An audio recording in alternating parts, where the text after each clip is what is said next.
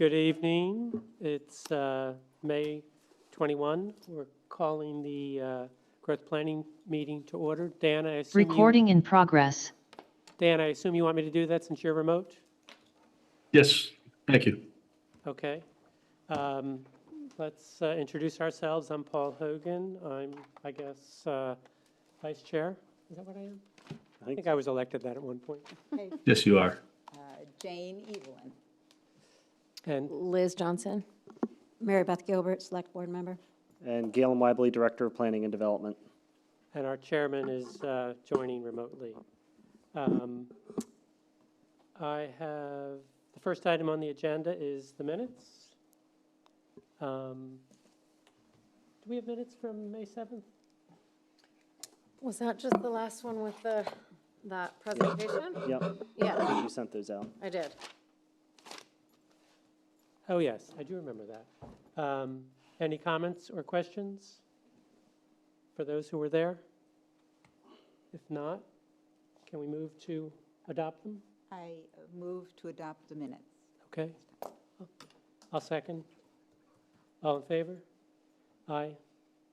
Aye. Dan? That was unanimous. Next item is a discussion on the low impact development and stormwater discussion. Galen, that was a great presentation last time. It was really very helpful. Absolutely. So do you want to take it away? There's a memo that is attached to the agenda, if anyone's at home, in TV land, that Galen has sent to us, which is sort of a follow-up to that meeting with discussion points and suggestions, ideas, etc. Yep. So I think it was a good conversation and a good presentation to give an overview of what low-impact development is, or LID for short. So, you know, I think we had a good presentation, understood the nuts and bolts of it a little bit.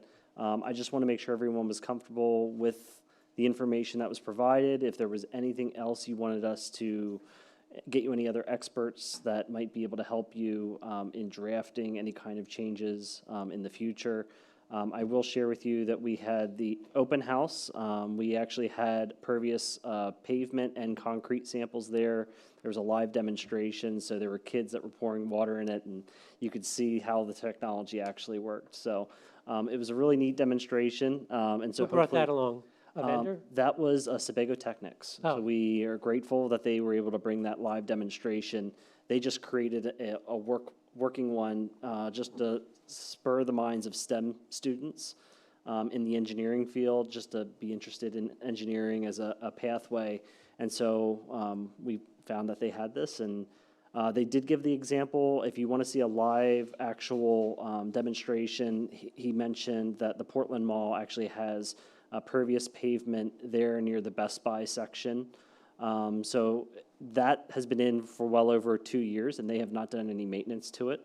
And so during a rain event, feel free to stop over at the Portland Mall to check out how that would work, especially for a parking area. For tonight, I just wanted to give you that memo to help spur the discussion. You know, you guys are in charge of this meeting. I thought this was some, the first part was just 3 areas of improvement that you can focus on. And then what I did in the second page of the memo was I gave you the sections that deal with stormwater management in our land use code and then in our subdivision chapter. And you'll notice there that the language in these 2 sections it could be a little bit more uniform. There's, again, some gaps in what is considered under site plan review. And so those were just, again, I wanted to give you that information. That way you had a chance to digest the language that the planning board uses when they look at subdivisions versus when they see review site plans. So site plans are commercial development, changes of use, basically non-residential unless it's going to trigger subdivision. The next page after that will show you, what areas are exempt. Is there a reason site plan is simpler than a subdivision? What was the intent behind that, just to make it Any idea? I'm not sure. So the planning board historically has always adopted the subdivision regulations by themselves. So they've always been able to just update that language, I guess without a town vote from what I've understood in the past. So they've, I guess, modified that over the years, but it looks like that the stormwater management section really hasn't been revised since I don't know when. It's been quite some time. Yep. So Galen, before we go into the different sections, the one comment I had back from, and I don't know when you asked the question about any more information that we could get, when we went through LID, what I wasn't clear on, and I don't know if it exists or not, is like the percent, right? So the percent that you can correct for runoff. You know, there's a lot of excellent examples given, but you know, there was no quantitative, like, okay, you know, and I don't know if that exists anywhere. You know, like if you have X number of feet and you've got to drain that, and if you did these two things, you're going to capture 70% of it. You know, I just, you know, so I don't know if that exists in industry anywhere. Okay. Certainly I can take a look and see, especially with some engineers, you know, Sebago did it have an example of how much, how deep you would need to make it for how much impervious surface you would have for a pervious pavement for a catch basin system. Okay. And certainly there would be an outflow pipe that would be a lot less diameter than what it would be sheeting across the impervious surface. So I'm sure there's something out there to quantify. You know, you're just looking like more like roofs, like roof size or Well, yeah, impervious I mean, we surface. had, you know, they did the live, you know, the live planting, you know, and so there was a lot of good and various examples given in terms of things that can help.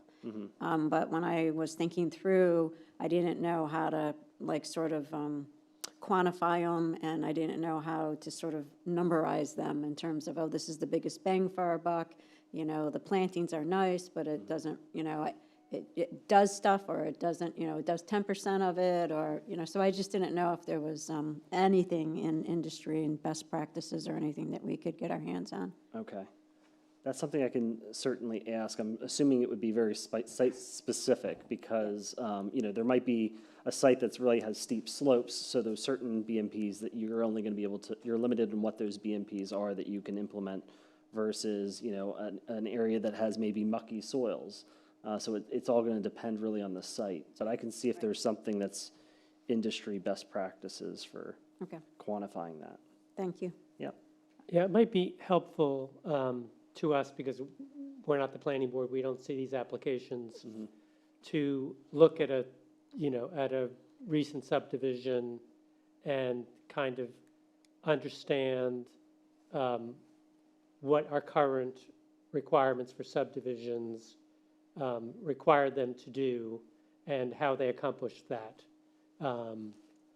Like I know Binnacle Hill above us at the beach has, you know, various retention basins. And, you know, as far as I know, no one has had any issue down below after some, you know, some very preliminary issues that got sorted out right away. But they seem to work perfectly and do their job, and none of the, you know, 15 neighbors below seem to be having, you know, huge runoff problems. So, you know, the science behind that, the design behind that, how complicated was that? Did they just do retention basins? I'm sure there are, I don't know. They did hydro calculations for those subdivisions. So that's part of that section. If you read the peak discharge rates, Yes. that subsection A, it has the 2, 10, and 25-year over 24-hour storm duration. So that was that page I showed you with what our calculations were. And so they take those numbers and they determine off those 2, 10, and 25-year frequencies what would be, you know, the peak flow post and pre development. And so that's yes, they have hydrocalcs. Most of our subdivisions all go through hydro calculations. And then Acorn, our engineer, verifies them to make sure that everything was correct of what was being proposed by the developer's engineer. Yeah, so if you want to see a sample of that, I can most certainly bring you a copy, or it's available in town hall. We have access to all the subdivision. But based off those calculations, they then create the BMPs necessary to engineer that'll meet the pre-development Are those, discharge rates. are those adequate, given the kinds of storms we've been having of late?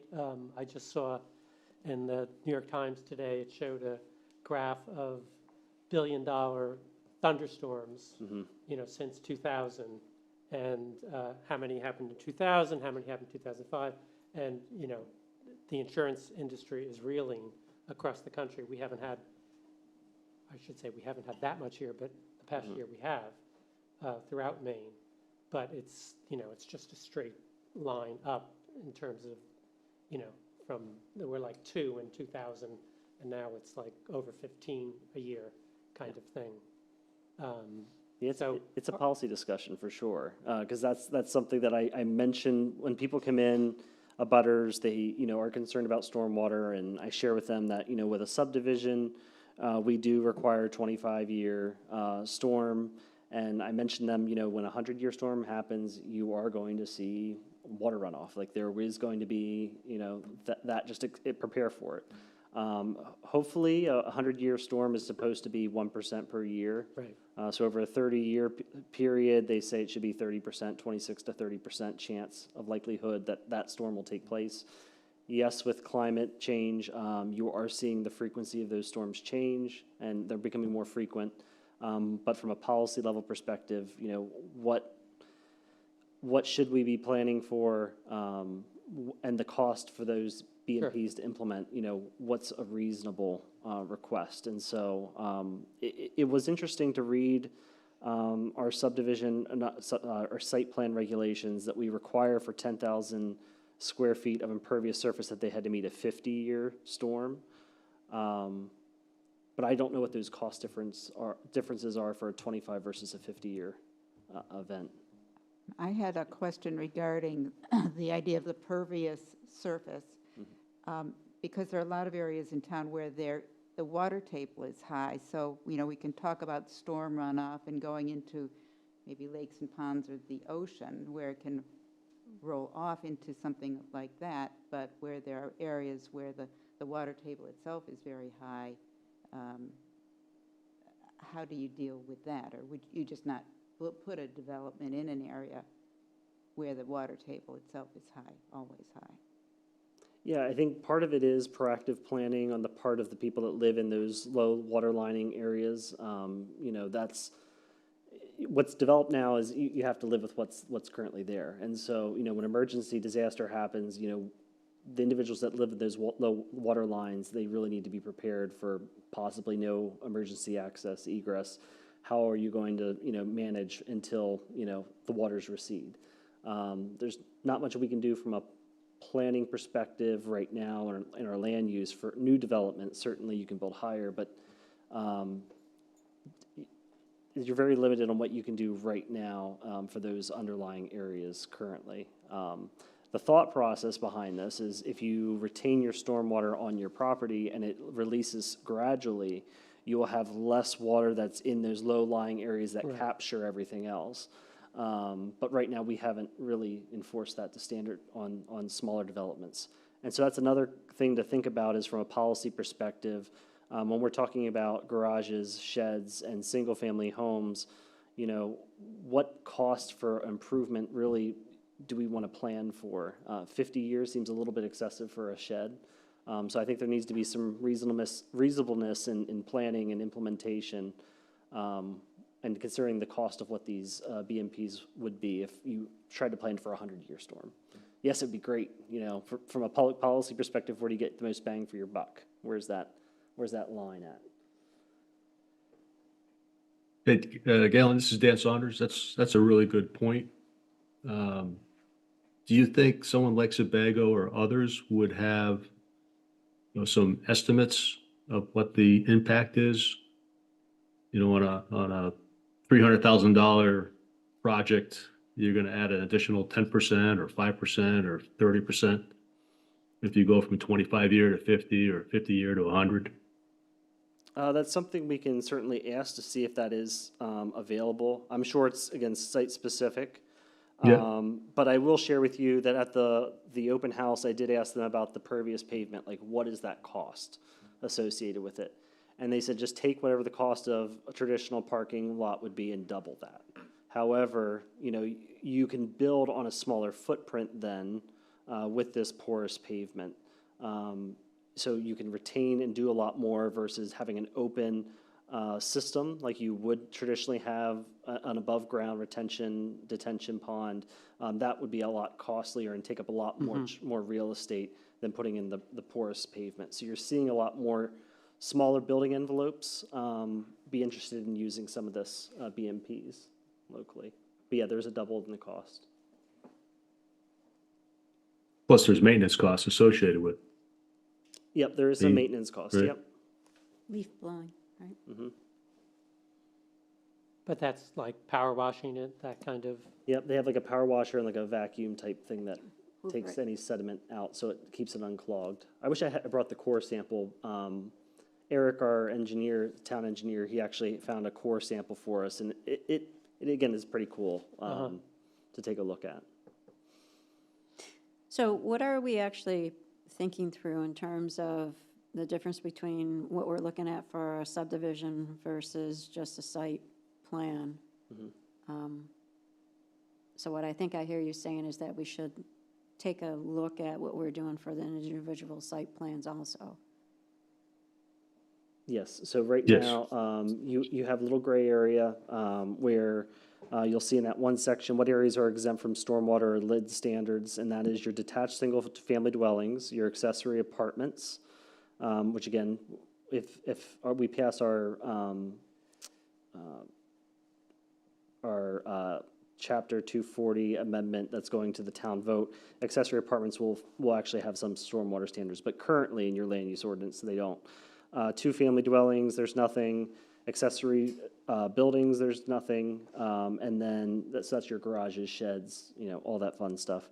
And then driveways, parking areas, and then your structures associated with agriculture, farm stands, and repair of fishing equipment. They're exempt from your site plan standards for any review by the planning board. And so that's where your stormwater regs are. You do not have town-wide stormwater regulations. Certainly, that's something you can put in, that it's just a generic, like here, this is capturing everything, which that's one of the suggestions that is down below in the next paragraph of what options you can consider moving forward. That's where town staff would like guidance before we just start doing research heavily. And if you guys don't have a focus in certain areas, I don't want to waste our time, you know, looking at that. So the options that you have down below is you can look at the town-wide regulations for an update there, where you require them to do some post-development soil decompaction, you know, institute some rain gardens, bioswales, the buffers on a site layout for retaining water on quick the site. question. Yep. Post-development soil decompaction, so Yep. that just means the site gets totally flattened and compacted. Just rototillering it back up, that way it, yep. And most people don't do that, they just throw down 3 inches of topsoil Yep. and they're done with it. Yep. So you've And they basically- reseed it, and, yep. Right, So that's what the decompaction is, and that was covered in Cody's slides. So that's why I'm putting these in here. Yeah. That way you can take a look at them. The next bullet down is require the Public Works to sign off on any connection to an existing municipal stormwater system. So this is a requirement that they have to get the Public Works Director just to tie in to any catch basins or culverts that are municipally owned. Again, protecting the taxpayer, you know, what's the cost, what's the flow rate, can our current stormwater system handle what's going in? And so, you know, right now there's no requirement. even on a subdivision? Subdivision, yes, they do have to get it for that. But this is again for other individuals that just, I want to do a single family Right. lot and I just want to Right, throw all Yep. this water out Yep. onto the street. Got it. just throw it right on the street. So there's no requirement for that. The next bullet point is your uniform stormwater language and reviews for the land use ordinance. And again, that's what I mentioned, how the site plan review and the subdivision regs aren't uniform. So do we want to take a look and see, we'll have to talk to the planning board about this, but to make those fairly similar and uniform and consistent for the planning board to take a look at.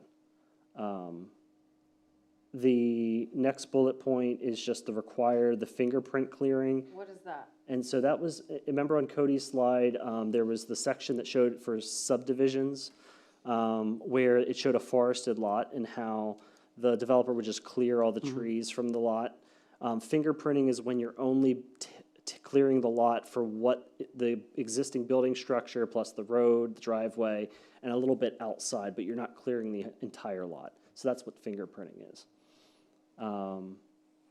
The next one is to reform your maximum lot coverage to include all impervious surfaces. So this would be, instead, right now in your land use ordinance, you have maximum lot coverage of 20%. This does not include paved parking areas or driveways in that calculation. Except in shoreline zone. Except in shoreline zone, that's correct. So the, So this would be, what this bullet point would say is basically anything, regardless of if you're in shoreline or not, anything that's pervious is part of the 20%. So that would be a policy shift for the town that we haven't done in the past. Instead, we've exempted anything that's not a structure from those calculations if it's outside shoreline zoning. You can also look at expanding a 40% reduction in tree clearance outside the shoreline zone over a 10-year period. So in the shoreline zone, you're only allowed to reduce the canopy by 40%. So it's taking those regulations and applying it town-wide. It could be almost like a de facto fingerprint, basically. You're only allowed to clear 40% of the parcel that you're looking to develop. But that's what that bullet point explains. It's currently allowed in shoreline zoning. Do you want to expand it past that? It's just another lever that you have at your disposal. So would that be for new developments or new builds, or is that, Yeah, that'd be for new development. okay, so an existing landowner wouldn't have that reduction required? Right, unless they're doing any kind of development that they're, I want to put a garage. I have a single-family home and I want to put a garage in a forested lot and I want to clear out this area to put this garage. You'd be limited to 40% over a 10-year period. Or an addition. Yep, addition, yep, anything like that. Or it's just a new lot, like, hey, it's a new lot and I want to clear 40% of the trees. what about, in the shoreline zone, if it's an old house not recently developed and the new owner comes along, decides to clear cut it because they don't want any bugs near them, they don't want any woods. In shoreland? In shoreland, Yep. they can't do that. They can't do that. Right. They can do 40%, but they, Right, so it would be the same. Yep. The suggestion is to make it uniform throughout Correct. the town. yep, it's a possible solution. Sure. Yep. Sure. Is there any concern when it comes to existing trees that are large trees, where if they're too close to the home, they could become a problem in a situation with high winds? Yep, shoreland zoning that's why they allowed for that 40%, that you can remove some of the trees on your property. So- And if they're diseased or dead, you can certainly remove them. Yep, So it gives that, can't visualize necessarily what 40% would be, but that would keep the trees far enough away from you so a tree falling isn't going to hit your house. right. Is that, And you can always trim branches if you have a tree and the branches, The bottom third. the bottom third Yeah. of a. Unless they're dead limbs, Right. then you can, is that assuming 40% of what had been there before the house was built? that's correct. Yep. Not It's whatever the existing 40% of canopy is. what a new homeowner buying that old home, they can't clear 40% of what's there now. It's what was present before you started just taking an axe and cutting it. Is that, So that you'd look back, if you buy a Yeah. house, they look back 10 years. If you went in and tried to clear, they would look back 10 years to the prior owner and how much was reduced in the canopy. Yeah, I think I'm having trouble with that one, just because of where we live. You know, we are a heavy wooded, there's very few lots around that are pasture lots. So I'm just trying to, you know, What's interesting is in your subdivision regulations, you actually don't allow people to build in a fielded area. They actually prefer you to build in the wooded lots. Yeah, why? I don't know the reason. I mean, I think of the reason, actually, no, I think aesthetically, probably from a planning perspective, so when you're tucked in with the trees, less visibility from the road, you're buffering yourself from the noise. That was probably the intent behind it. Yeah. And preserving open space. If there's like a field, salt marsh, and what have you, you want to keep that visibility. But yeah, so that's, again, the fingerprinting, you can probably just do that for new development or even put it in your subdivision regs. That way it's for larger residential developments. It's a starting point. Again, I'm just trying to get a direction from the committee on what you'd like us to do more research on before we delve into it and see what other towns have in their regulations. The other one is, sorry, yep, If you, you have to go up to the can you microphone. go to the mic, introduce yourself, and you're welcome to ask the question. I'm Susan Bassett. So about trees, I have 2¼ acres. I live behind Senate House. So when Harrington put that subdivision, he cleared the trees all along the border, which loosened the root systems of the pine tree next door and mine. And so giant 90-foot pines are falling on my property from the 2 neighbors behind me, and no one's paying to clean that up. So when they have setback rules, like the condo is from that wall to where I'm standing, and her tree is falling on my land, they can't get in to take it out. So I'm stuck paying for all this. So there's a problem with clearing trees. When you're talking about limbing them, these trees are 90 feet tall. They're pines, they're maples, they're oaks. There's no limbs that's gonna help me. I just had a massive pine fall and miss my house. So I need to cut the other pines that are within striking distance. So I don't know about that 40% thing, but I just cut trees that are like falling left and right. So last year, I had a 90-foot poplar leaning over the condo at the back of Senate House. And in order for me to get it out, I had to hire Steve Bryant to go on their land with a crane, and it cost me $5,400 for one tree. And now their trees are falling on my land, and nobody's paying to clean it up. Do I have any rights about that? Does anyone know? That is, I would assume that's an attorney question. Yeah, it's an attorney Um, question. that's- If someone's Yeah. tree, My insurance Causes said you unless it damage. hits something, they're not gonna pay. And if I know about it, it's preventive maintenance. So when you're talking about trees, you were talking about things within striking distance of a house. When they're 90 feet tall, you're talking about making a big clearing around your house. You know, so that's a problem when you live in such a wooded area. And I don't think it's affordable. And so I have giant 90-foot trees that fell in my side yard, what I call a side yard. I think it looks like a war zone. And I don't know how to get them out of there because I can't afford, you know, all that. So when they're talking about not clearing stuff, I mean, sometimes they're healthy trees, but they're in a scary location. Yep. And the roots are connected, and he dislodged them all with his construction.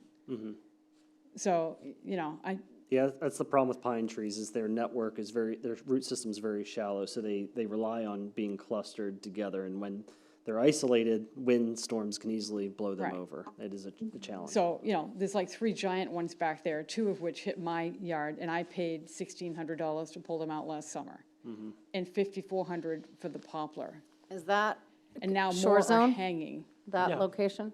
I don't know. you're not in shoreland, I mean, that's are you? I have no idea. No, I'm- not No. at the Senate House, no. a good example of, So you're gonna end up cutting a bunch of trees sometimes just because they're gonna hit your house. Well, that, but also had the 40% been in existence town-wide, He wouldn't have cleared the whole he corner. wouldn't have cleared all that, and it wouldn't have damaged the other trees. Yep. And then he left one giant one behind the condo that's got a trunk this big, a pine. From the wall to me, he left a pine behind her condo, and where is that gonna fall? You know, and now the lady next to him, her tree's falling, interconnecting with the other ones, and it's like this mess, you know? I don't know what to say, but people are gonna be cutting trees, like, I don't know if there's any rules to cut trees. If they're near my house and they're gonna fall on it, I'm cutting trees. But there's a problem with responsibility of who's paying to do all this and getting access to it. Thank you Thank for you. sharing. Yeah, so from a planning perspective too, you know, we would also advise people that, you know, if they do decide to plant trees next to them, their houses, to plant, you know, either dwarf species or those that are, you know, not gonna be large oaks that are gonna tower over decades from now and then possibly close on your house. So, there's ways you can work that 40% reduction, that even if they do cut trees down, that they replant maybe with a smaller variety. That way it's, you know, not going to cause harm to, you know, structures down the road. But you still get that canopy coverage that you're looking for to reduce the velocity of stormwater runoff. Yeah, I think that we're having, you know, we have to sort of walk slowly through this one, I think. I think if you do like the new construction, that you don't clear cut and you do the forestry part, or no, it wasn't called forestry, what was it called? Fingerprinting. Fingerprint. I think the fingerprinting makes maybe the most sense, because you're not, if we're looking at it underneath the heading of water runoff, then you're not disturbing as much as all the root systems and the ground coverage, and then wherever the water's naturally going. So you're not upsetting that. I think that's like, that potentially could be a good first step to look at for the town. I think going in, you know, it's like I'm sitting here thinking through different scenarios. If you said it for things beyond new developments, you know, there's good and bad. There's good for going in and getting rid of a lot of these clusters of trees that aren't really trees. They're all grown up from one, you know, root, and there's actually 3 trees there, you know. The canopies are too small for what the tree should be, you know, you know, so they're just not our forests around here are, you know, our woodland area here is stressed, I would say, in terms of types of trees and the health of the trees. So I would be in favor of looking at the fingerprinting. I don't know what the rest of the committee thinks. And so the fingerprinting doesn't seem like it's well-defined. Is that correct? We'd have to do research and finding the language necessary for your subdivision regulations, because that's really where this would take place. Unless you want to apply for a new single-family I would. and 2-family, because they're currently exempt from subdivision regulations. I would vote yes on that. Yeah, I There's think, still plenty of individual lots that have a lot of trees. yeah, So that's, just for new vacant land, fingerprinting, that practice of fingerprinting to look at. That's But what does that limit the size of house you can put in? Does that limit the size of house or outbuilding? So for example, if that's your lot coverage. if I want to No. Yeah, your build, your lot if I coverage want is- to build something and I want to actually create a farm and it's currently forested area, and I have a forest lot and I want to start getting to farming, and I bought some land and, you know, the trees are, you know, multiple trees coming out of one stem, it's not a healthy site, and I want to go in and I want to build a barn, I want to build my house, I want to build an outbuilding for tractors, and I want to farm land. I mean, would we be stopping something like that by saying new builds, you know, have to maintain this 40%? Well, if you had acres, if you were going to do this to an acre or 2 of virgin land, of forested land, then it would seem your lot is, if you have that much land and that much forest, then 40%, if you wanted to clear cut the whole thing, yes, you would be impacted. If you wanted to take a portion of it over a 10-year period, you could do it all at once. You can do it, over a 10-year period. You can reduce that canopy by 40%. So if this applied to the whole town, you couldn't clear cut the whole forest. And I think the public policy purpose behind that is so that everybody downstream doesn't get flooded as a result of the loss of all of that. Or the neighbor's trees don't fall because Right, of the root system. right. But like the flooding we have, the flooding, like at Goose Rocks, the people who got hit this winter were, people in the marsh where the water came in, and then all the water comes rushing down from miles away. It gets stuck in there, and, they can't get out, and the tides are wrong, and the moon is right, and, so it's not just, it's whatever drains into that area is, partly responsible for the heights in there. People in the front didn't lose furnaces, didn't lose, it wasn't the wave action that did property damage. It hurt the dunes considerably.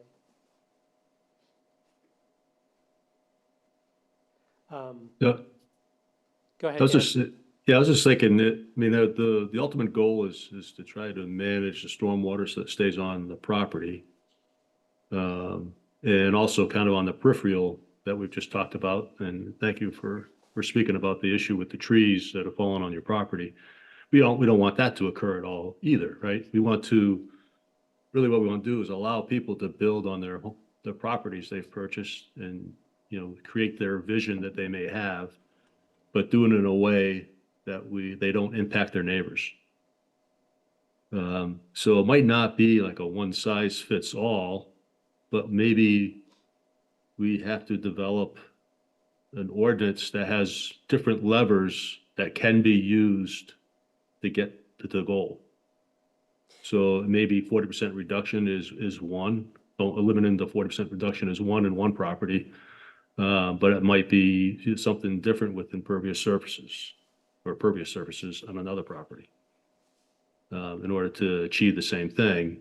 And the key will be to how do we write that in a way that it can be easily understood, not cost you a fortune in engineering studies, to come to that analysis.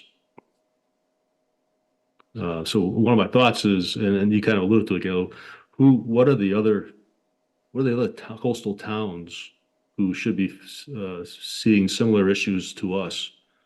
How are they, what kind of ordinances have they written for stormwater management? I think that's where we should look to. Thanks, Dan. I mean, it seems to me there should be some uniform standards throughout the town. How you achieve them is another thing, but whatever the standards are, there ought to be some uniformity. I think there ought to be a de minimis exception to that. If someone's putting in a little, small shed or something like that, that would be exempt. And that would be interesting to know whether towns that have good drainage standards, what they exempt, what they don't. Do they require an engineering study for a small thing? Yeah, that's where if you read the subdivision, the site plan, stormwater, the first two sentences it's very subjective. That's the way I can word it. Yeah, that was my. And so I think it's a good conversation to have. It's worth maybe updating this language as well, because it is very subjective and it puts on code enforcement, too much gray area on how to determine that. I think we need to better define what our end goal is. for reviewing stormwater management plans, or how do we want to address stormwater, for a potential development? Because again, it's not a one-size-fits-all, for a shed versus a 10,000 square foot building. Those are two different animals that, are going to require maybe different improvements. So just keeping that language that we still have, an end goal, what does the town envision as that goal that they want the residents and developers to make when they're doing their planning of what their dream development is? That helps. Yeah, I think there's stuff in the presentation that were best practices educational. Things that people could do on their own properties to manage water. Where I am struggling with some of this is just I'm trying to find those things that would be meaningful, but would not put extreme burden on our code enforcement office. We run into enough issues as it is. So, I think because of the size of our town, it's like, my suggestion would be to focus in an area where we think we could get the biggest bang for the buck with the least amount of oversight required.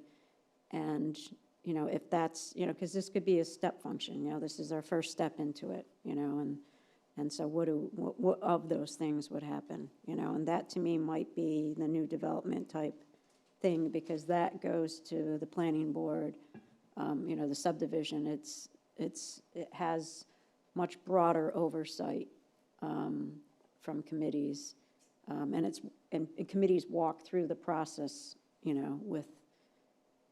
with that thing. So there's already touch points that we can add in something to help us with the water runoff.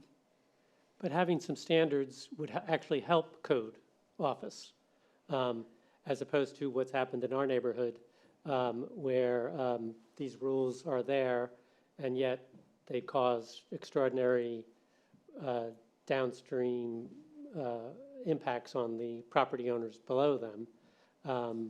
And then those people run to the town and say, why didn't you do anything? And, I don't know what the answer to that is, but it's either, Well, we tell them we're sorry, we don't have stormwater standards for single-family development, and But that's where I get into problems, because so would we require, so I guess maybe that's what Dan was talking about, is like, what are maybe some best practices from other towns? Because, what do? Do you say, okay, when somebody comes in for a single family house, everyone now is required to have some kind of engineering analysis, and say, I'm going to build this swale, and that's going to capture 30% or 40% of my, 100-year stormwater calculation. I'll share that, the main guide for lid development, I'll share that with you all. Because that gives you what best management practices, such as a rain garden or bioswale, is best for whatever type of development. And it gives you like a certain square footage of the footprint. So I think that would be probably a good guidance that, Yeah. Okay, if you're building a 4,000 square foot house, we know you need to put a rain garden of this size, and just put your gutters, direct them into that. And Yeah, and that's if it's something that is, not if it's something that is easy as that, not easy relative terms, but for a homeowner, the burden is not on, if it's a cookie cutter, somewhat of a cookie cutter that they can then go and hand to their developer or to their contractor. I think that would be great, Yeah. you know? Again, it's site specific, and, if there's huge ledge, I can't, not every time is that best management practice going to be acceptable. So I know there's a list there that I can share with you, and it'll give you at least some idea of, okay, for a single-family dwelling, this is what you can do to, try to capture your stormwater in a better, more efficient manner. But currently, we don't have anything requiring people to do that.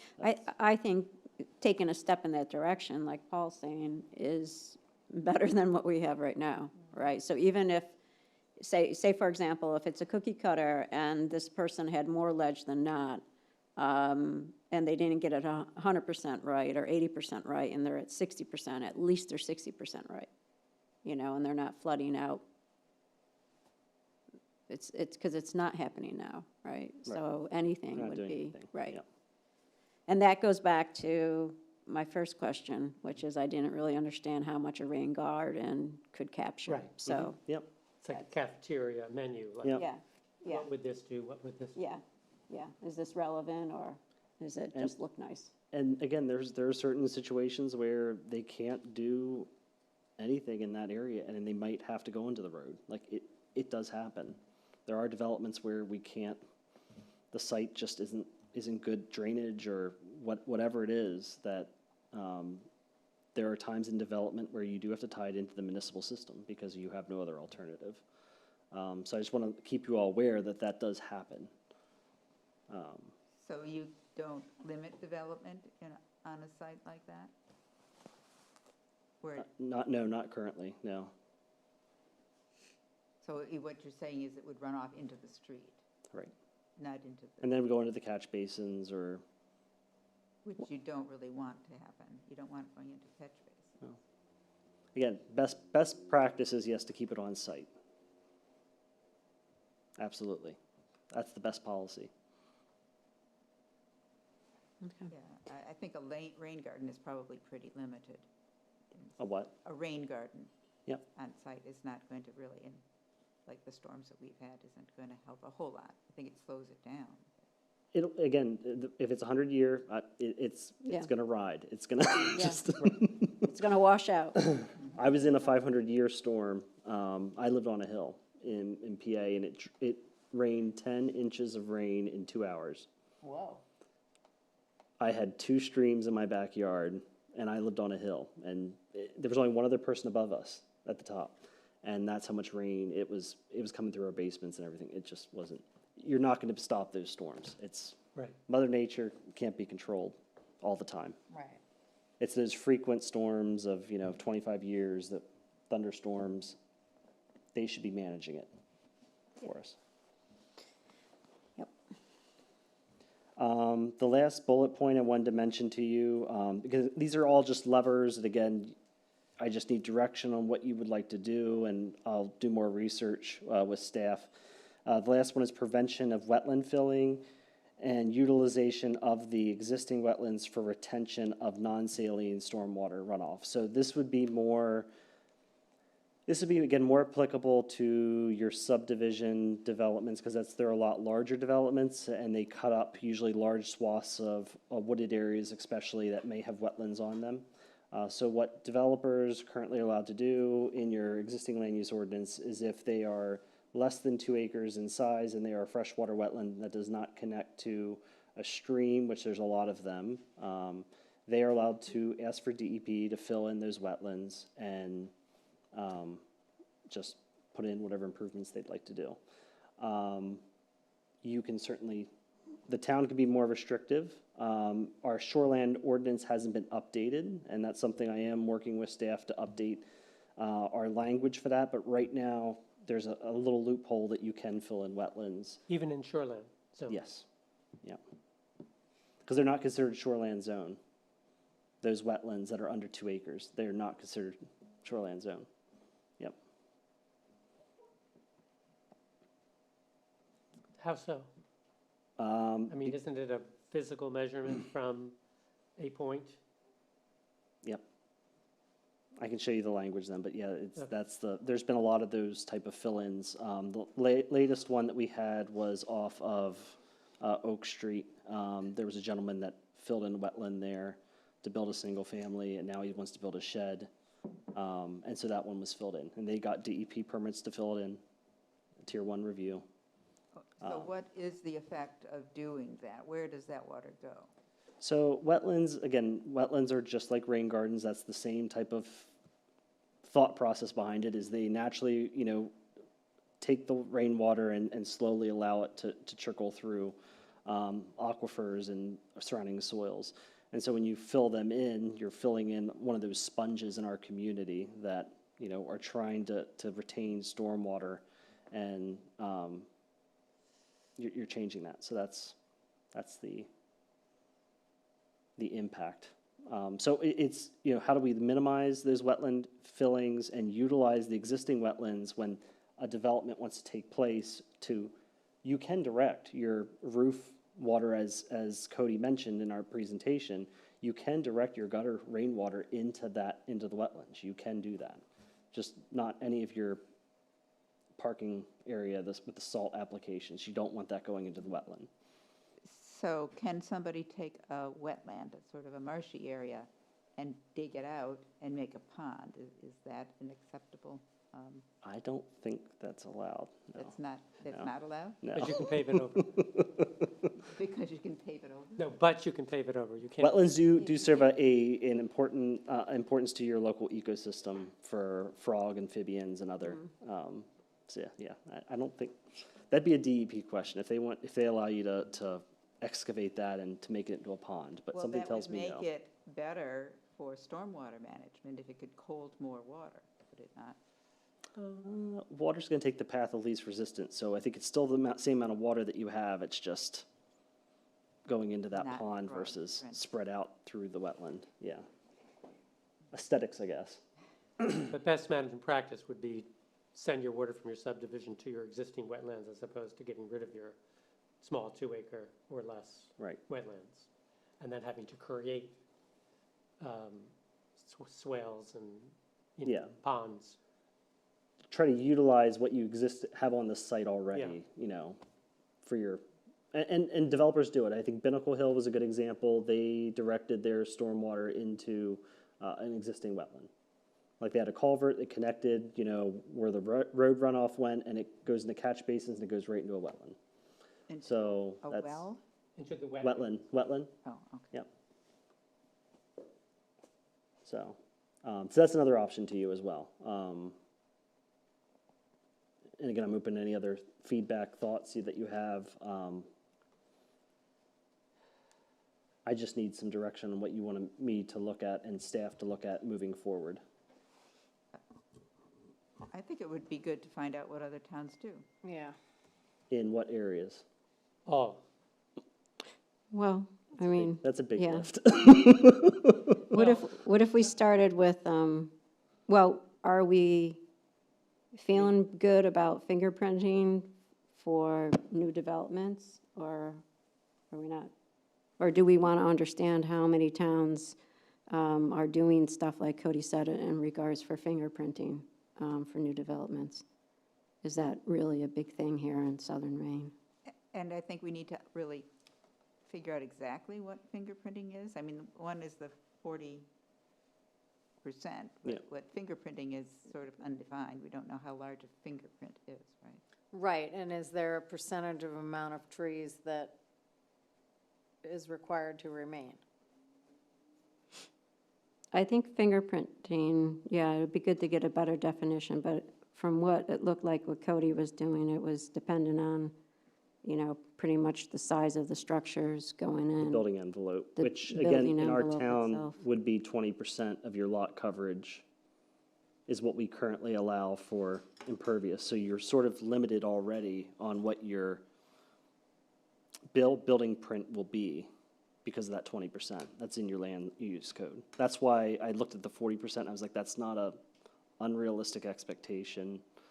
yeah. Because you're already at 20%, you're allowed to go a little bit bigger than that, but that's totally, I get where it's an existing lot that may not have many trees on it, that would be a concern then, the 40% clearing. Because if you wanted that freedom of, you know, putting an addition on or something like that. But in a completely forested sense, if you have a forested parcel, you're limited at 20% for your lot coverage for any garage and single-family dwelling, residential dwelling, sheds, pool. That's all considered structures. So you're And- limited. But you'd still be So- allowed to clear cut Yep, 40%. 40 acres. I mean, out of the shoreland currently, Yep, I have a 40-acre parcel, I'm going to make a subdivision. I can clear cut the whole thing, subject to DEP, wetlands. Yep, all that fun stuff, yep. Right. Nothing in our land use ordinance doesn't prevent anyone from doing that right now. Yep. What is, So fingerprinting would eliminate that practice and would say Yep. you have to maintain more of the forest. basically what you're doing is you're creating a forest ring around each home Yeah, and if you look at Pinnacle Hill, it's interesting because some people have chosen to do that to- naturally. to do that naturally, and the lots look very, very different than the ones that clear cut Right. and look like suburban, anytown, Massachusetts, with, Yep. providing none of that. I mean, they're going to be bloody hot, but then they have air conditioners for that. How does this impact, or the last phase of LD 2003, the one that, the bigger density for, Oh, so to answer that one, the town solicitor and I went over our LD 2003 changes, and she said that third bucket, we don't have to worry about, because in our land use ordinance, as we discussed in other meetings, as long as you meet the density, you can put however many units on the parcel without causing a subdivision. This is more of an issue for towns where they allow only one single-family dwelling on a lot max. Doesn't matter if it's a 1 acre, you have a 40,000 square foot requirement, and let's say you have a 15-acre parcel, they limit you to one single-family dwelling, and that is it. I thought part of this was, I thought part of that third bucket that we had in LD 2003 was going to allow people not to have to wait 5 years. So right now, if I don't want to call subdivision and I've got a parcel and I have the land for the size of the structure, every 5 years I can build, like, You can still do that. That's not going to. no, what that law's I not mean changing is it. that 2003, I thought LD 2003 was actually going to allow that we wouldn't have to wait the 5 years for that. Like you could go, because I think Jim said it in one of our meetings early on, that instead of waiting 5 years and building a house for his kids every 5 years, he would be able to do it in total. So it doesn't, No, that doesn't circumvent subdivision regs. it's not subdivision though. It's, Well, that is a subdivision. After that 5-year carve-out was an exemption to the subdivision regs. Maribeth, are you thinking of, and I was confused about this too, if I had 10 acres and I put up an apartment building, I put up a bunch of units, kept it all in one lot and block. I'm not changing that, I'm not subdividing, I would need site plan approval, but I could develop property that way and not have a technical subdivision. Is that accurate? yeah. I was confused about, were you? We had a So lot of which one? I'm discussion. sorry, I was looking up the. Yeah, I know. So someone gets approvals, goes and wants his 10-acre property to be an apartment building, and it's permitted in the zone, and he's not subdividing. He's just going to have rental units at whatever density is allowed, whether it's low income or just regular. So they're building a multiplex. They're building a multiplex. Yep. And he's not doing subdivision. He's keeping it in his name or in the name of the company that owns the If you're property. creating 3 units, though, my understanding, 3 or more units in a multiplex, that still goes through subdivision regulations. Not just site plan. No, that would go through. Okay. That would definitely go through both site plan and subdivision, because you're dividing. It goes off number of units. That was something that Ed Francis brought up from the planning board. He didn't know that also for multiplexes, because it's so rare in our town that we Right. would have them. But apartment buildings are considered a subdivision. It's number of dwelling units or number of structures, number of dwelling structures that you have.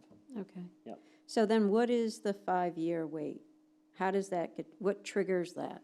So that was a carve out by the Maine legislature to not trigger subdivision review for farmers and just landowners that wanted to like divide their land and give a gift to their child as a way, or they wanted to divide one lot to maybe get some cash, Income. equity from this.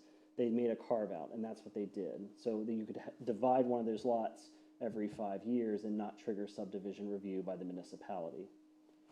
It's Okay. unique to Maine. Other states, they require subdivision for anything. It doesn't matter, any division of land. But Maine had that carve out, and I know they're discussing that right now in the state legislature to try to curb that a little bit, because it is so loosey-goosey, and people have now figured out that they can keep doing it just to avoid going through land review and, putting in some of the best management practices necessary for a good development to take place, so.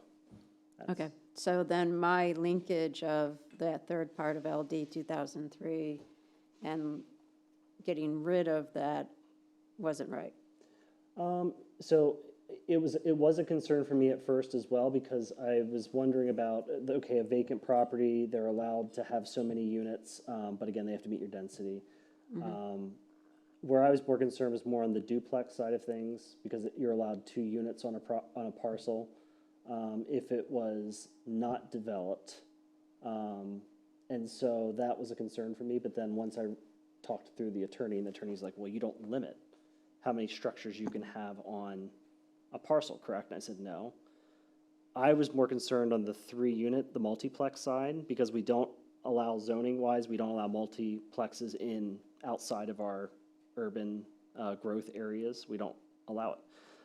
And she says, no, just because you don't allow it doesn't mean that person can't do 3 or 4 single-family on a parcel.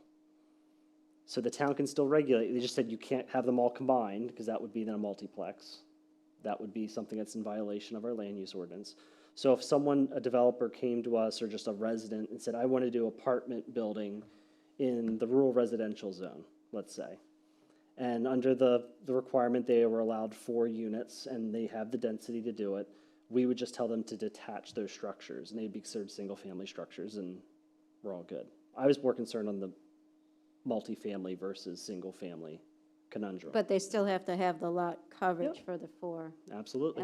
And that third section of LD 2003 didn't change the lot coverage requirement? Nope. Okay, Yep. okay, so that's I felt a helpful. lot comfortable then when I talked to the attorney, because then Okay. she eased Well, my you always concerns. feel better after. Yeah. They have that way. Yeah. Okay.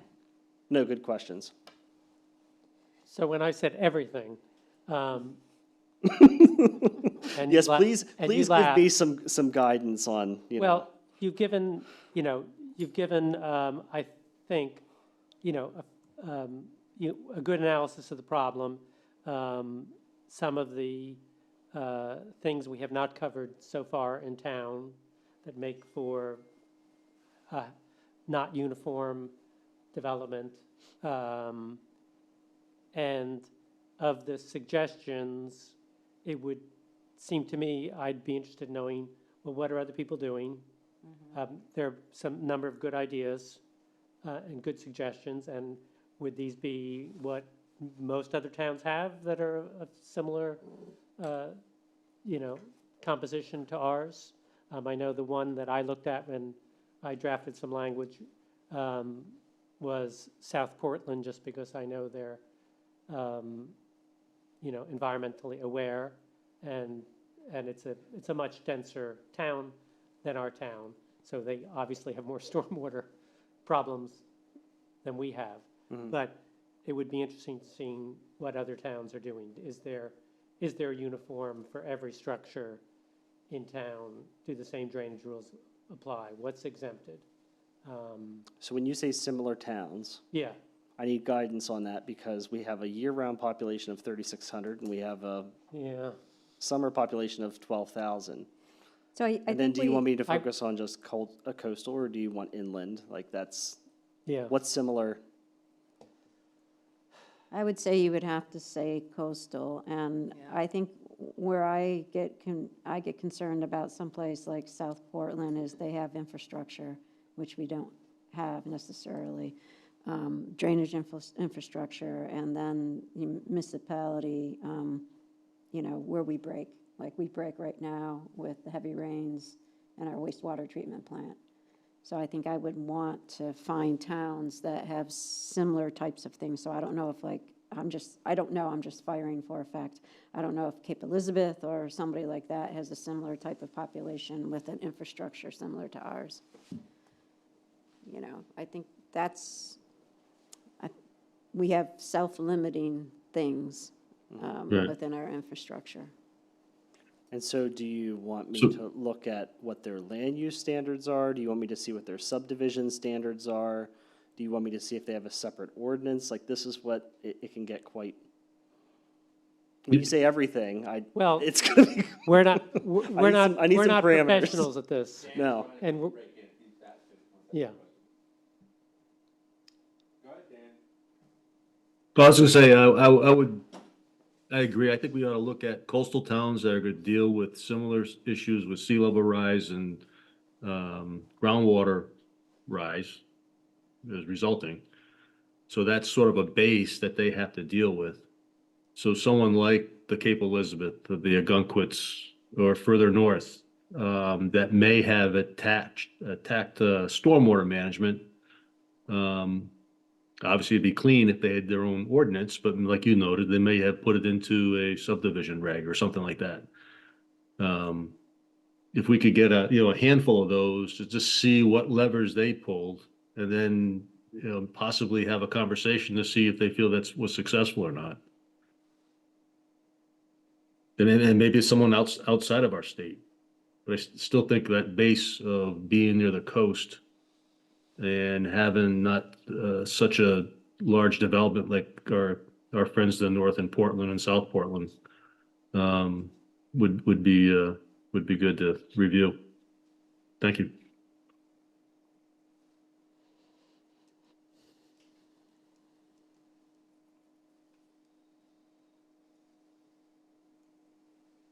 You're going to streamline your next recommendation to us, aren't you? Well, I thought this was, Lessons learned, don't come in with so much. nope. No, but we have not had this discussion before. No. I think it's so- good to have guidance though, because I can review the ordinances, they are complex, and like, do you want triggers? Do you want, what they catch? Like, there's a whole. But we don't know what we Yeah, don't know. Yeah, Is, And is, we don't know what other people have done. yeah, And we have not had this kind of guidance before. yeah. So, did, why can't I remember his name? Cody. Does Cody have a best example town? So they're actually drafting stormwater model ordinance to help towns in this process. So they are looking at it. I did ask him for a few examples, and he did send me a few over my direction. So, Okay. yeah. Because I remember during his presentation to us, he did make the comment that taking it from theoretical, or maybe not theoretical, but from, theoretical to practice was hard. I think he made that statement when he was talking to us, because then you have to quantify it, you have to be able to monitor it, you have to implement it, and I think that's where some of this gets a little tricky. I think it was more on their permit from the feds. The goalpost keeps moving, so they try to quantify Okay. their implementation efforts, and it's like a moving goalpost with the feds on those MS4 permits. Oh, So okay. I think that was his main was issue, it. but yeah, um, we can talk. Galen, you mentioned in passing at one meeting that the feds were changing a goalpost, and we may be facing some issues. Potentially, I'm not sure if that's. Was that stormwater and our sewage treatment, or was that, I Uh, can't remember the context, but I remember you. No, MS4 permits, I believe they're going off population. So instead of it being your urban compact area, they were looking at population. But I don't know their rulemaking where that's landing yet. Oh, I thought I thought you and Cody both said in our last meeting that we weren't gonna be impacted. Yeah, we shouldn't be. Yeah. I think we're too small, 3,600. I don't think that's their area. Okay, they don't go by summer, No. You don't go by what, summer? summer. Let's keep that quiet. They're on Yeah, vacation. keep that quiet. They're on vacation. We'll reference keep- our census data. Yeah, let's go for census data, all right. That's what matters, right? Yeah, No, that's, But our sewer system is designed to handle the summer population. Right. So it goes unused, a lot of it goes unused during the, I wouldn't say it that way. how would you say? I would say that our sewer system has capacity that we know about, but we also run into issues when we had like the July 4th rainstorm last year, and we had all that water runoff because we were already, to go back to your water table, we were already super saturated. Then we had the July 4th storm, and then we have problems at the wastewater treatment plant And the for the summer water, population was here on July. and Right, summer so we're- population was we're there. already at capacity. We're already, When a storm hits, when we have Right. those, and the same thing happened again in the winter storm without the summer population. But we had so much water.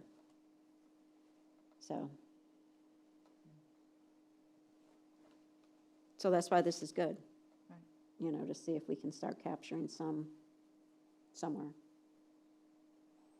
Would it help to know what the other towns are that are, he's working with now? It sounds like there are some towns he's currently kind of helping out. Is that meaning doing what he's doing with us, or? Yeah, so there are some communities that currently they're required that they have to do stormwater management for any new development.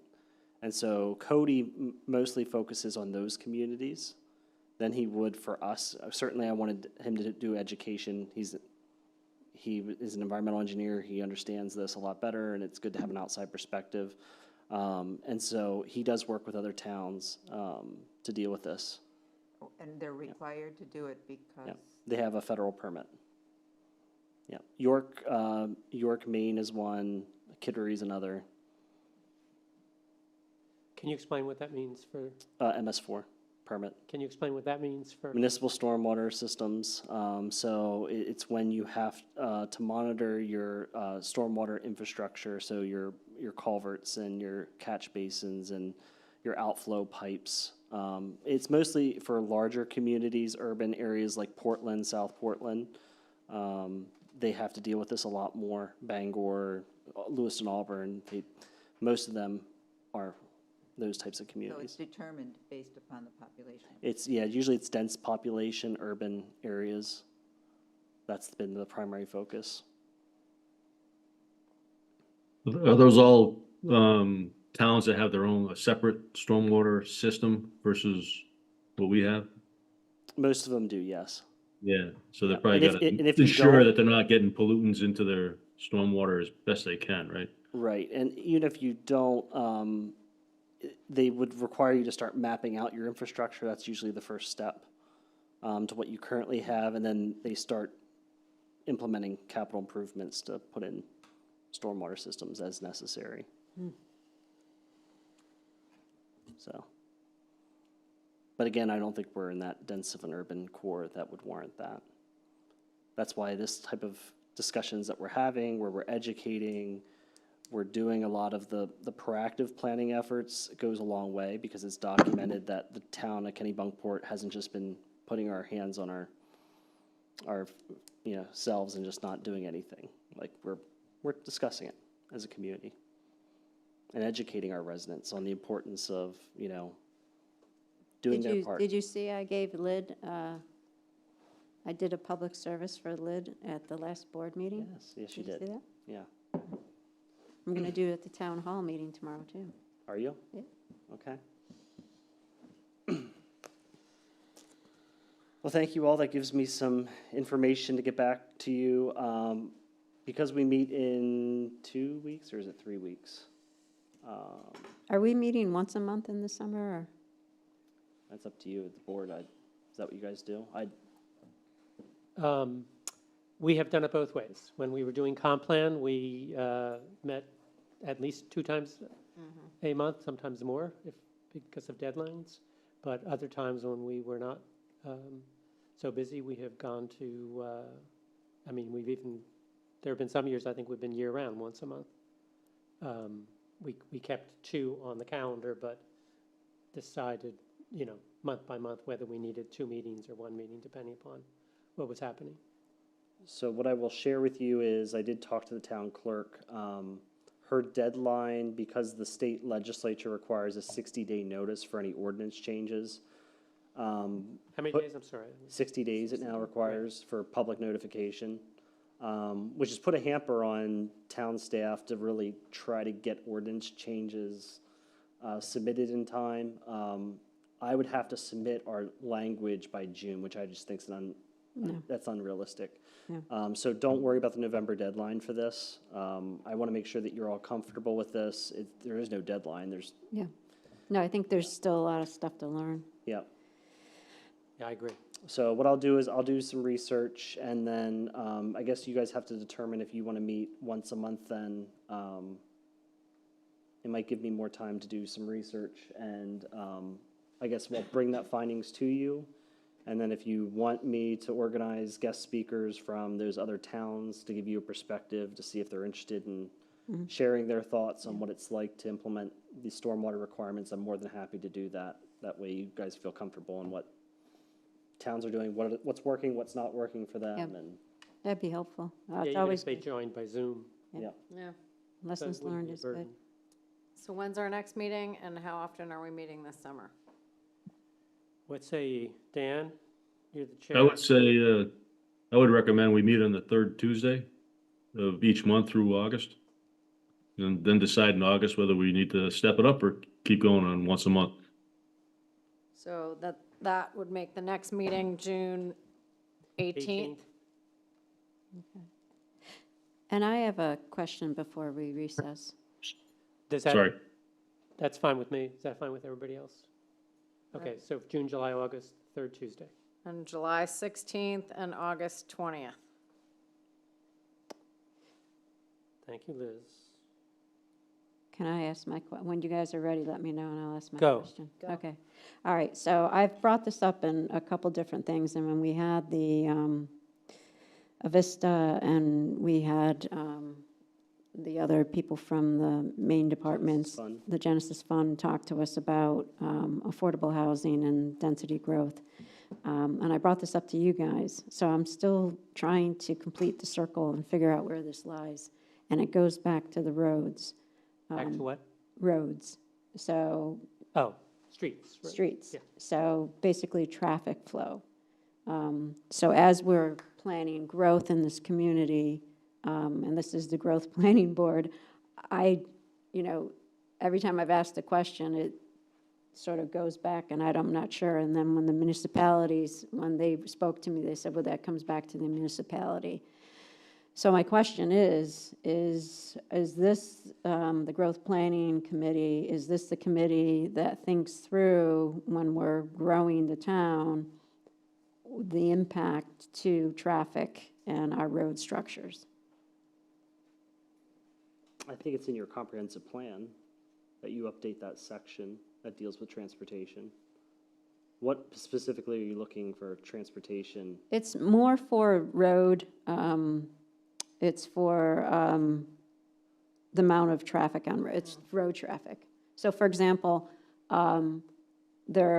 it seems weird to me that we don't have like a limiting factor, or because we do have a limiting factor, we're not going to, the town that I came from, there were designated roads that were 2-lane roads, and those were designated to go to 4 lanes once they got to a tipping point where the traffic became to X amount. So if we're talking about growth in our town, do we have that sense of, how much can we grow, how many permits can we yield, at what point can you not drive out of your driveway and get to the center of town at any time of the year? Does it take you 20 minutes more? you know, because I don't believe we have any roads that we can go to 4 lanes, nor would I think we really want to. But we do have, I don't know, maybe I'm the only one, that's why I'm looking for feedback from you guys. It just seems that someplace in our municipality, somebody should be thinking about the impact of traffic and growth. And then there's crickets.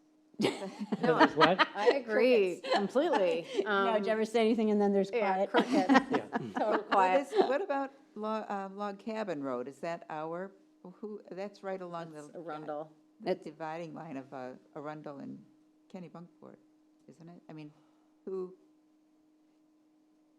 I'm curious with New York how they control the development. Because I just, from quantifying just road trips, then that means if you're on a town line with another municipality and they put a huge subdivision in, now our town has to widen its roads just because that's where their residents traverse that.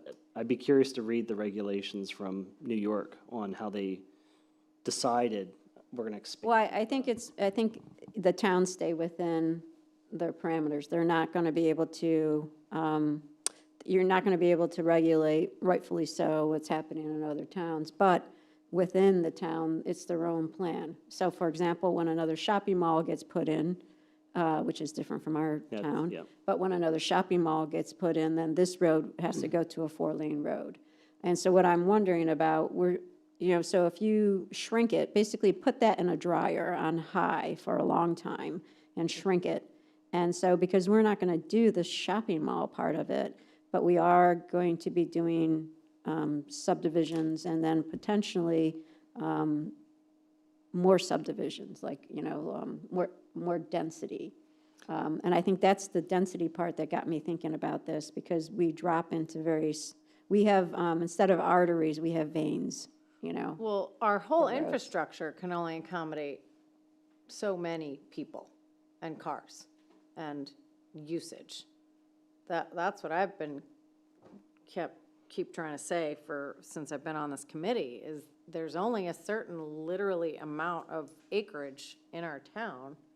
And if we absolutely maximize it, the infrastructure, the roads, the schools, the sewage, it's not going to be able to accommodate it. Nor do I think most people in this town want to maximize it. For instance, why isn't the Village Parcel Committee communicating with the Growth Planning Committee about thoughts of what could potentially go into Village Parcel? And how is that, if that gets, quote, developed, how is that not going to drastically change the traffic on North Street and School Street? So I don't want to go too off topic. The state law does require for retail locations that they have to go through this substantial review because of the high traffic count. So that's a state legislative requirement of towns, that if we do have a retail store over a certain square footage, they have to do a complete traffic study. The question regarding the village parcel, again, that's going to go through site plan review by the planning board if it goes down that route. So there will be other reviewing authorities for that process. And I think they're still in the drafting stages at this point.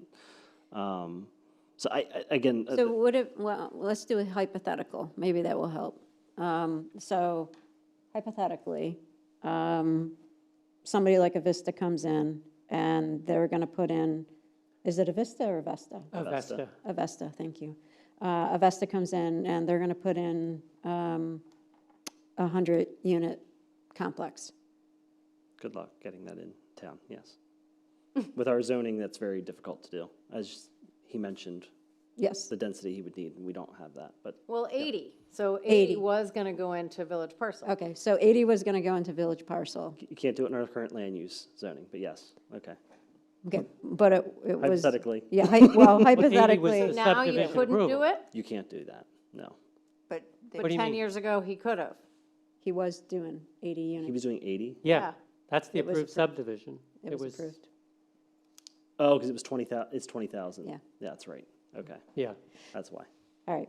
So back to the hypothetical. Say you're doing 80 units in the village parcel. When it goes through the planning reviews, does anything trigger traffic? Yes. Okay, how does that work? So it's depending on how many trip counts they have. I believe it's over 100. It would require a traffic study done by a traffic engineer at the developer's expense for that large of a project. That would require the review. Based off the findings of that, off the intersections and the connection to the public way, sometimes they require signalized intersections or right turn only out of the. But that's it? There's no count for the number of cars then utilizing? Well, it's just up for that intersection. They will determine if there needs to be improvements at that area. Yep. But there's nothing, I mean, it's a problem with planning and zoning everywhere, that towns get built up and they get built up and they get built up, and then nobody wants to live there because it's gotten And then it so popular, looks so like crowded. Los Angeles. And I think that's what I'm just wondering, is if there's any, has anyone, so counter to Paul's point, is anyone actually actively doing something about that instead of letting it just happen? That's where I wanted to see what New York had, because I don't know of a control mechanism that towns have used besides impact fees. So I don't think they have the ability, where I was, they have the ability to handle the sprawl. It's very different than But here. how?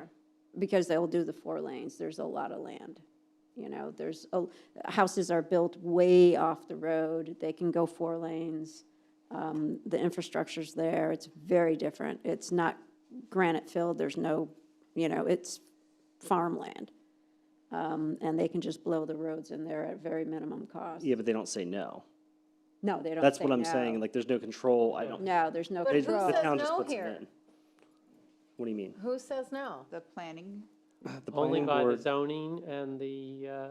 and growth permits, they're limited on how many you permits, can and have. and- Those are our controls Yep. that exist now. but you mentioned something about traffic lights or right turn only. Yep. Can that be controlled in terms of not allowing a traffic light on North Street? I mean, we don't have any traffic. If the developer wants to put that in, Is that, if the developers, if the planning board says, and the traffic engineer says, you have to put in this light, the developer has to make a decision. Do they want to put the light in and put the development in, or they just walk away and they say the expense isn't worth it? say there will be no traffic lights on North Street? Well, the planning board could not make that a requirement. They could say, thank you for the traffic study, but we're not going to require a light. They could do that too. You have Tracy here, wants to ask a question. Okay. Hi, Tracy. Hey, how are y'all doing? Good. Thanks so much for the conversation. I just wanted to chime in a little bit here because I think one of the great opportunities that we have in town, both through the Growth Planning Committee and the Village Parcel Committee, is to recognize that we are in the driver's seat when it comes to coming up with our own vision of what we want to have happen here and inviting developers in, like John and Ryan, et cetera, were speaking of the other day, where, we would be playing, not waiting for a developer to come in and propose something and then, kind of having to fight it at the back end, but really to work together to envision what we want as a community there and to think through all those issues, because I think those are all really, really important issues that you guys are talking about. And I think that I think one of the things that I would certainly like to see in our town changing is to say, let's create that vision of what we want and then figure out what is the best way to make it happen. And then to the issue of traffic specifically, I think that the other thing that hopefully we're all thinking about with the climate action planning group is to think about other ways that people might be getting around and getting services. So again, for me, the attractive things about the village parcel is it's very, very walkable to town. So for some things that might be, a great opportunity to have people walking in town for a cup of coffee and kind of having that happen here. And then maybe there are other ways to think about traffic. It's not necessarily everybody jumping in their car and driving everywhere, but maybe there's like, if there's some senior housing there, maybe they would be, for example, there would be a shuttle service that would take you to the Hannaford complex and back so you could do some shopping and go to the eye doctor or something.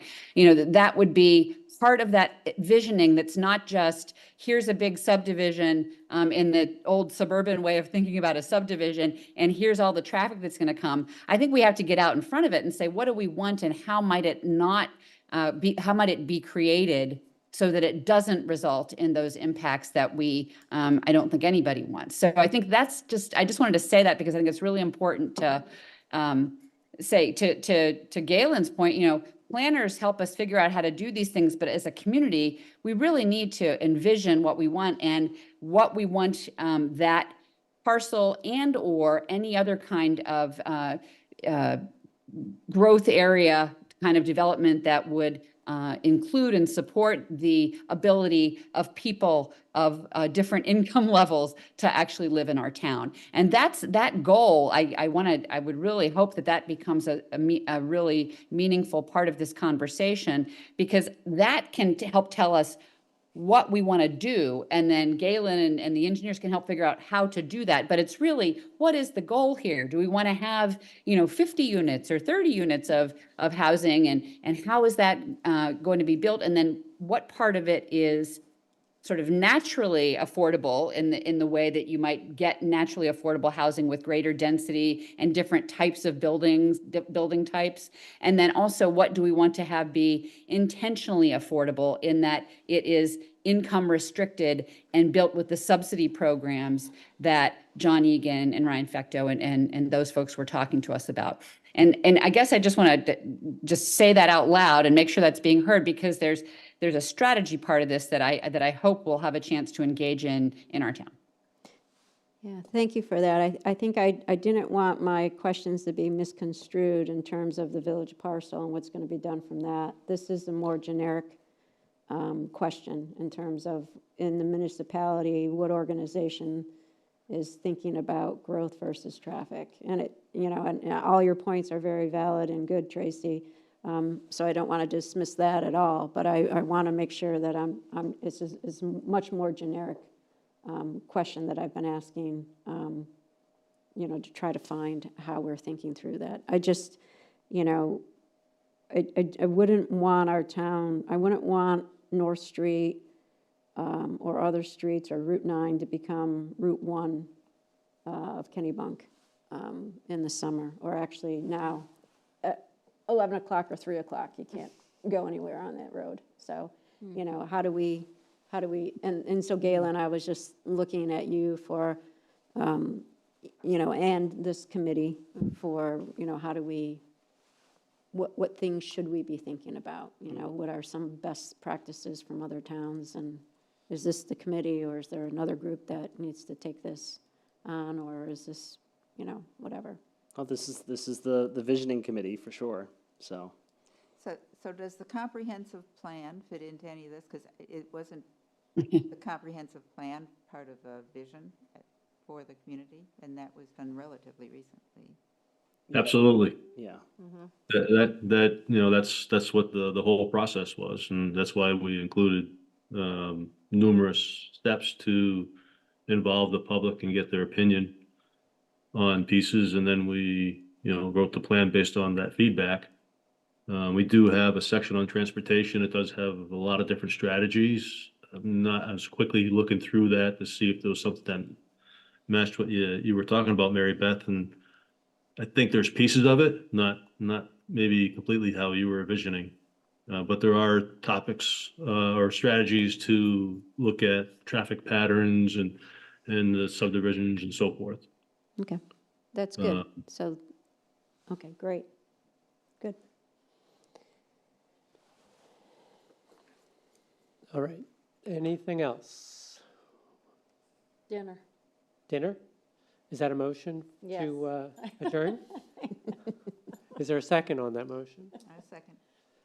All in favor? That's three of us, and I'm sure Dan Aye. would like to go to dinner too? Where are you tonight, Dan? What part of the country? Oh, south. South. All righty. Thanks, Excellent. everybody. Thank you. Have a good night.